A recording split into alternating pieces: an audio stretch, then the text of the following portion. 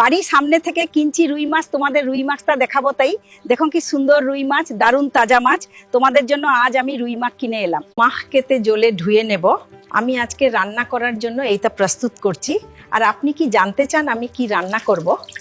এবারে কাঁটা আর মাংস আলাদা করে নেব। এভাবে মাছের কাঁটা ছাড়িয়ে নিলে খেতে খুব সুবিধা হয়, রান্নায় আর কোনো ঝামেলা থাকে না। আশা করি আপনারা সবাই ভালো আছেন।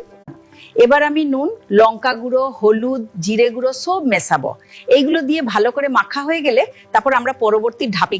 এবার মাছের বোলগুলো গরম তেলা ভেজে নেব।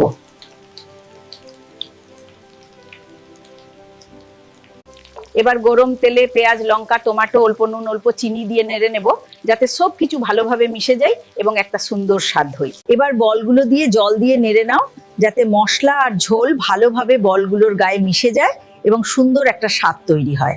আই দেখো, হয়ে গেল রুই মাছের মুইথা। এটা খুব সুন্দর হয়েছে, দেখতেও যেমন ভালো, খেতেও তেমনি স্বাদ। তোমরা কেন আমার ভিডিও দেখা কমিয়ে দিয়েছো? তোমরা তো এখন আর আমার চ্যানেল সাবস্ক্রাইব করছো না। আমি খুব দুঃখ পাচ্ছি, কারণ তোমাদের ভালোবাসা